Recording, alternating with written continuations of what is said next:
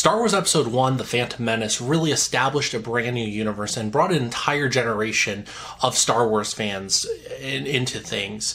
And for me, as a young Star Wars fan growing up, it was a tremendous thing to see the brand new Star Wars on the big screen. It was my first real Star Wars experience. They had released the special editions 2 years prior, and I got to see those in theaters, which was its own experience. But to see a brand new movie for the first time that I've never watched anywhere else, that was something else entirely. But it established this universe, it did what it had to do, and it opened up doors. And enter now Star Wars Episode 2, Attack of the Clones.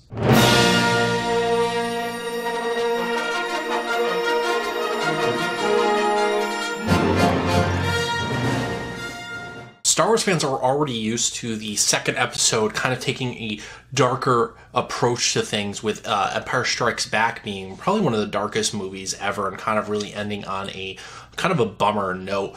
At the same time, it was a bit optimistic, but just generally speaking, that movie was a much different movie than A New Hope, and fans definitely gravitated to it. There's a reason why it's considered to be the best Star Wars movie by a lot of people, and myself included. So we had no idea what to expect with Attack of the Clones, but we were kind of hoping it would take the same approach as Empire Strikes Back and kind of turn things up a bit, take a bit of a darker approach. Episode 1 kind of really had this lighthearted, optimistic approach, even though you kind of knew what was going on. I mean, we know what happens to Anakin, we know what's going to happen with Palpatine, we know what's going to happen with the Republic, but it still kind of had this overall optimistic feel to it.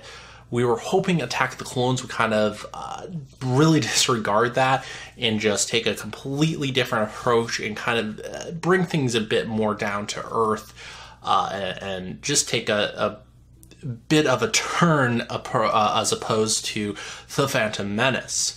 So what we get was definitely that movie, what a lot of us were hoping for. So to talk about it, as usual, I kind of want to start with, what don't I like about Attack of the Clones, or what would I change or critique about that movie? What do I see as some of its flaws? My biggest issue with Episode 2, Attack of the Clones, comes to the CGI that's used. And I know a lot of it came down to George Lucas wanting to kind of pioneer the technology, and he was always kind of at the cutting edge of things. But in this case, I kind of feel like it didn't work for the movie. One of the things the original trilogy did very well, and even Episode 1, was the fact that everything felt real, it felt grounded, and it felt like a universe that had been lived in. And a lot of that had to do with the fact that the sets and the everything was kind of done real. There was no real CGI at that point. You had a computer-assisted moments, and there were some blue screen moments, but to the degree that we get now and that we got in Attack of the Clones, there really wasn't that there, and I kind of feel like Attack of the Clones went a little bit overboard with the CGI, and it kind of made things... It kind of lost its charm. It didn't really feel lived in. A lot of the environments felt sterile. And I know that was the idea for some of them, like for instance, Camino, that was definitely supposed to feel that way, but it just felt a little bit awkward and a little bit out of place. It didn't feel the same. Everything it didn't have the same charm as, again, even as Episode 1 did. And I feel like that's kind of where a lot of it, a lot of the movie where it starts to have issues.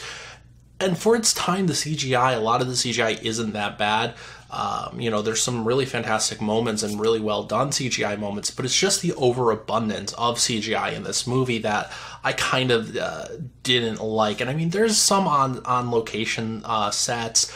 There's definitely some scale models here and there. There's definitely, that's not all CGI. It's just that there's an overabundance and a reliance on it, and I understand that this was kind of at a point, this movie came out in 2002, so this was kind of at a point where CGI was starting to really kind of gain a foothold in the movie industry, and where it was really starting to take off. I mean, you had especially huge sci-fi movies like The Matrix, for instance, which really kind of pushed that out. I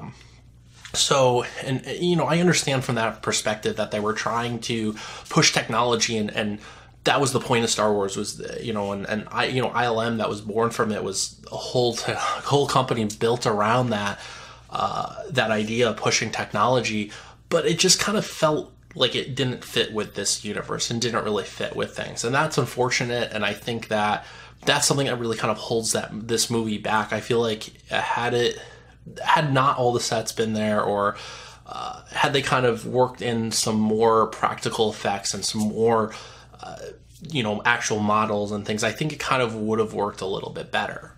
The other issue I have, yet again, is the dialogue in this movie, which oftentimes feels forced, awkward, and just out of place, especially between Padme and Anakin, which I'll kind of get to a little bit later. But just generally speaking, the way the characters interact and say things, a lot of it just comes off as unnatural.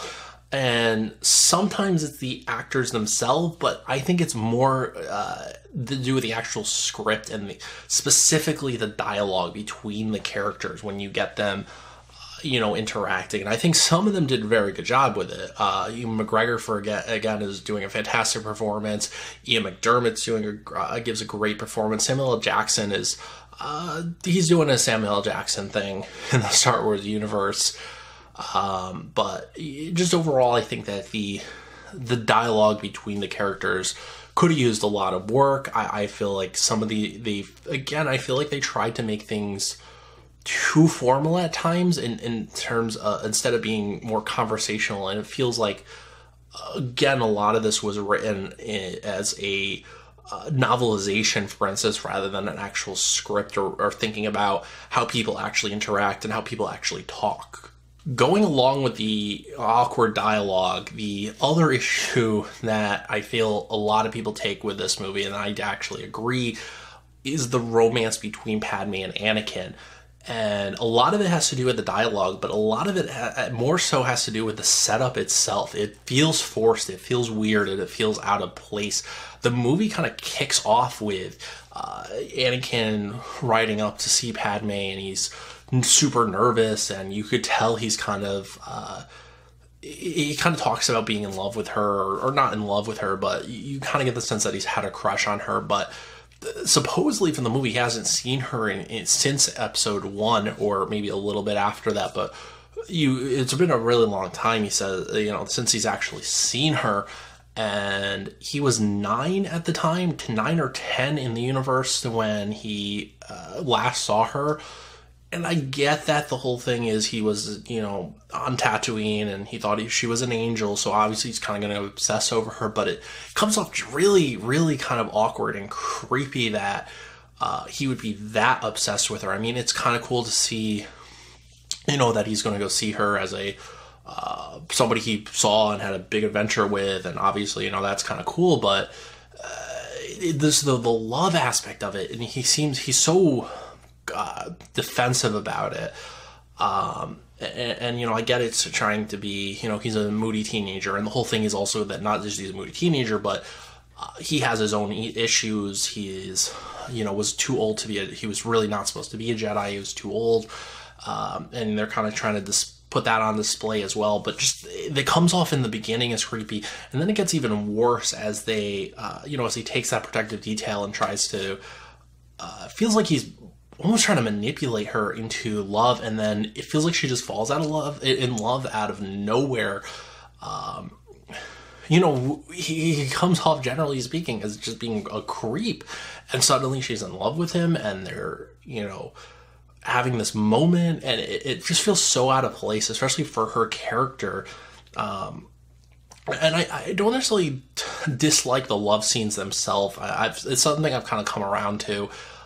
It's not that I have an objection to that or to them falling in love. It's the way it's done that it just feels so forced. It feels like suddenly, okay, we have to have them be in love. This is how it's going to happen. This is what we need to do to get there. And it just really feels cringy overall. And there's this whole weird theory I've heard recently that she's actually under his Jedi mind trick. I don't think I necessarily buy it, but it would explain why suddenly she falls in love with him, and suddenly why she's head over heels for him, and by the end of the movie they're, getting married, and it's something that kind of, I don't think necessarily romance was the problem. It's just the way that it does. It feels so out of place. It feels so unnatural. It feels forced. It's weird the way it occurs. There's no real bonding moment for them where you would actually think, okay, maybe she'll have a thing for him.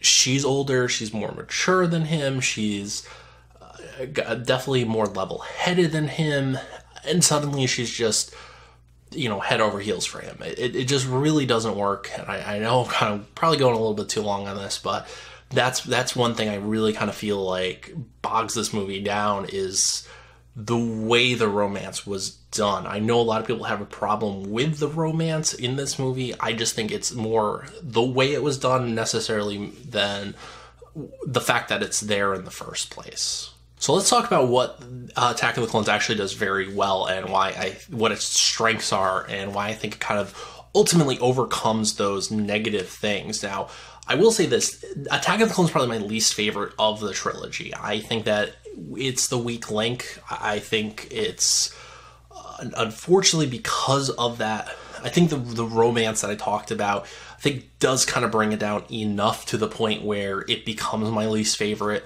of these, but I don't think it's bad. I've definitely think that the overall positives outweigh the negatives of the movie. And I think it ends up actually being a success in that regard. It also, a lot of it depends on the lens that you view it through. So I want to talk about what this movie does well. The first thing that this movie does great, and it's kind of a continuation off of episode 1, is the action scenes. Episode 1 had fantastic action scenes with the lightsaber battles, the ending giant battle on land and in space, but it really was used sparingly overall, the actual action. I think that's it's one of the issues a lot of people have with it, and why they think it kind of comes off as being boring. Is that the action itself is generally used sparingly, but Attack of the Clones kind of kicks off with an action scene with the cruiser exploding on the platform, and I think that goes a long way to kind of boosting this movie's energy. And you go right into the whole chase thing through Coruscant, and it's just such a dirty, grimy, awesome action chase scene, and then you get the lightsaber battles at the end, and it feels much more, the flow is more energetic than episode 1, and just in general. And I think that's, again, going back to that romance, I think that's kind of where people have issues, because this is mostly an action-packed movie, and then you have those scenes that kind of break things up in a weird way, and the pacing feels kind of out of place. But overall, I just think that the action itself is just so strong and done so well. And again, a lot of that has to do with the choreography and who they had on set doing that, and the way they were training. They went through some pretty intense training to get this, especially the lightsaber battles. A lot of it used the actual actors themselves. I mean, there's, obviously stuntmen for things, but they tried to use the actors as much as possible. So they went through a big training regimen with it, and I just think that that really paid off. And I think the movie kind of understood. I think it took a lot of the criticisms of episode 1 and kind of, took that to heart, and I think it did amp the action up, and I think it shows, and it works. Episode 2 works as a film noir kind of movie, and as a detective mystery. You start the movie off with this big explosion, and you're trying to figure out who's behind it. Obi-Wan goes through this whole thing where he's researching the dart. They're trying to find out who the culprit is. They're going through chase scenes through the seedy underbelly. It's really got this kind of throwback to the classic detective movies, and these kind of film noir movies, gangster movies of kind of the the era. And I think that's one of the things that really works in its favor, is it does have that flow of being a mystery movie, and it works like that. And it's kind of a really interesting approach that I think hasn't been done really in any other movie, any other Star Wars movie. And I think that's kind of something that's really cool and unique to Attack of the Clones. And something, one of its strengths, I think that's something that really makes the movie interesting, the way it's portrayed. And you're kind of following two parallel plot lines of Obi-Wan trying to find out who's been attacking, who's behind everything, and then also Anakin as well. So I think that they did a good job with that. It really kind of has this feel of the classic movies, and that's something that George Lucas always liked doing, was kind of, the whole film scroll, the whole text scroll at the beginning of the movies was a throwback to the Flash Gordon serials, and that's kind of his thing, is to kind of work that in. So I think it is really something that works for Attack of the Clones. As I mentioned in the beginning of the video, one of the things people are kind of hoping for is a Empire Strikes Back approach to things and making things kind of grittier and darker. And that's one thing that Attack of the Clones kind of delivers on, almost more so than Empire Strikes Back, because even Empire ends on this kind of hopeful note of they're going to rescue, things are dire, but you kind of get the sense of they're still going to triumph over the Empire. Luke's still going to be on the light side, and there's still potential for him to bring back Darth Vader, and they're going to go rescue Han, and there's a lot of notes of kind of happiness in there, or optimism that are still in there, that I even though it does definitely end on a down note, I don't necessarily think it's complete there. I think the movie overall is dark, definitely. But I think Attack of the Clones really kind of takes a much darker approach to things, because now you're introducing, they know the Jedi Order has been infiltrated. The Republic itself is starting to kind of crumble. You have Supreme Chancellor Palpatine kind of taking these powers and taking control and of things, and there's a breakdown of that whole process. And I talked about whether I kind of like the fact they bring politics into it. That's one of the reasons, is because it feels like it adds to that crumbling nature, and it just feels like this impending doom coming towards you, this unstoppable doom. And again, we know where it's headed. We know what happens to Anakin, and then by the time the movie ends, his arm's been cut off, or his hand's been cut off. There's a lot going on. The bad guy got away. There's still Lord Sidious behind the scenes.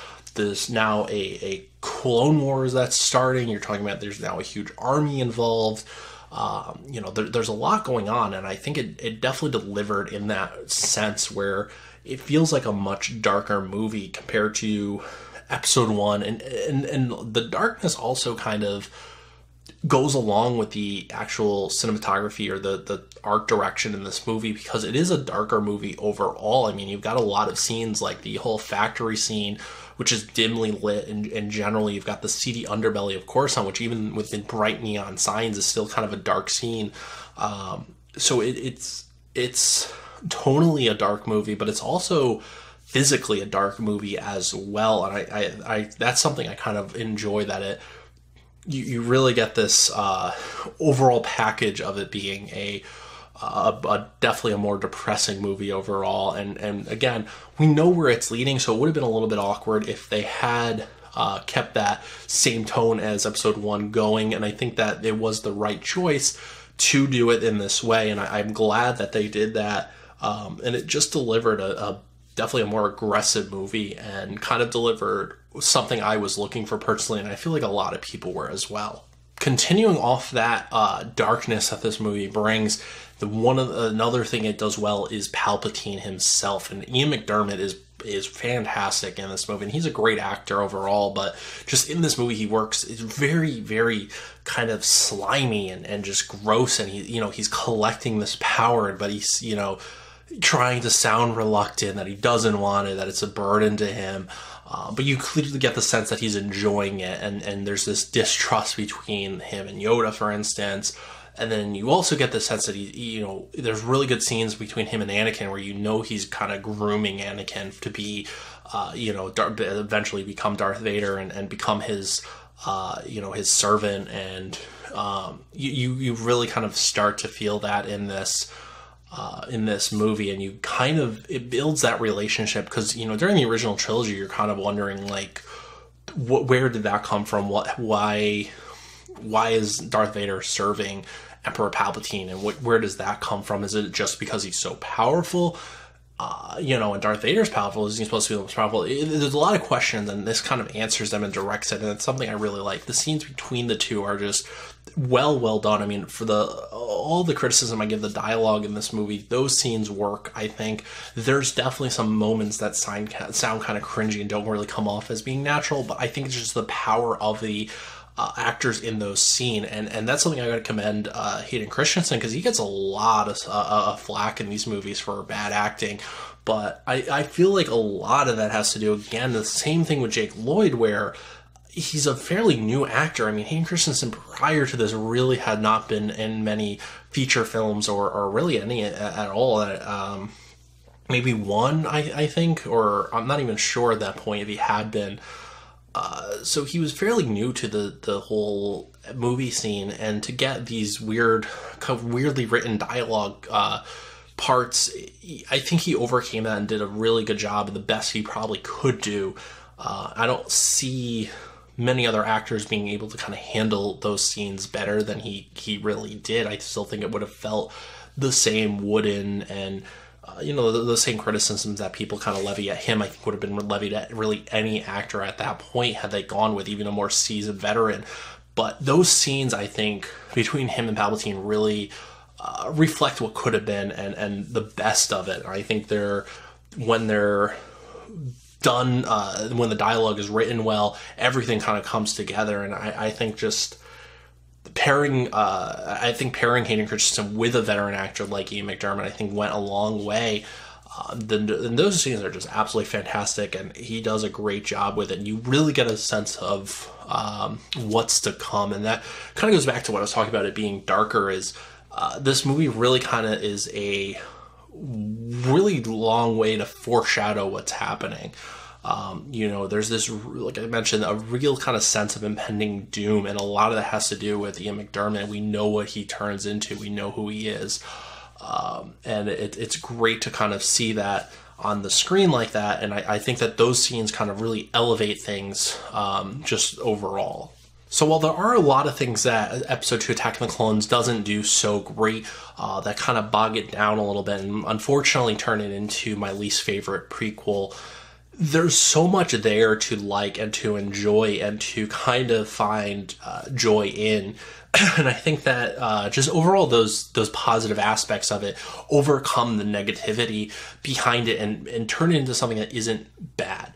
I think it definitely could have been better in the hands of a better writer. I think it could have been better. I just feel that there's so much potential there, and I think it capitalized on a lot of that potential and enough of that potential, and it really needs to be looked at in a different lens. Like I said, it's probably one of the most ambitious Star Wars movies, especially the prequels, in the way that it takes that kind of detective mystery approach to things. You are trying to figure out what's going on, and there's a lot of this foreshadowing happening during the entire movie, and you know what's coming, and there's a lot of metaphors, and there's a lot of again, throwbacks to classic movies in there. Even as so far as to, cast Christopher Lee as Count Dooku, who Christopher Lee is known for his portrayal of Count Dracula in the Hammer films of the 70s. And I think that even that was a kind of a reference to the way this movie was kind of trying to embody those classic movies. And I think that they definitely succeeded in that regard, and I think this movie needs a second look from a lot of people. I feel a lot of people dismiss it and criticize it strictly based on Hayden Christensen's acting, which I honestly don't feel is that bad. I feel like a lot of it more has to do, again, with the dialogue than necessarily his acting. Because when you look at it, if you try to imagine another actor pulling off those scenes and pulling off that dialogue and think, how would they have sounded? I can't imagine another actor, maybe slightly better, maybe, but I can't imagine somebody really working that well with what they were given. I think he did the best he could. And I would forgive him tremendously because of the fact of how new he was. And you're being thrown into this huge franchise, one of the biggest series of all time. and then you're trying to overcome this these awkwardly written scenes, and again, that whole entire romance is just out of place and weird, just contextually speaking. So I digress. I really feel like Attack of the Clones deserves a second look from people. I think that they should kind of look at it through a different lens, give it a chance, and I think that it has a lot to like. And, you know, I definitely, you know, when comparing it to the rest of the trilogy, again, it's probably, unfortunately, what I would call my least favorite. But it doesn't make it a bad movie. I think that it manages to rise above that and actually give us a Star Wars experience that we all were looking for. Thank you so much for watching part 2 of the In Defense of the Star Wars prequel series, where we talked about Star Wars Episode 2, Attack of the Clones.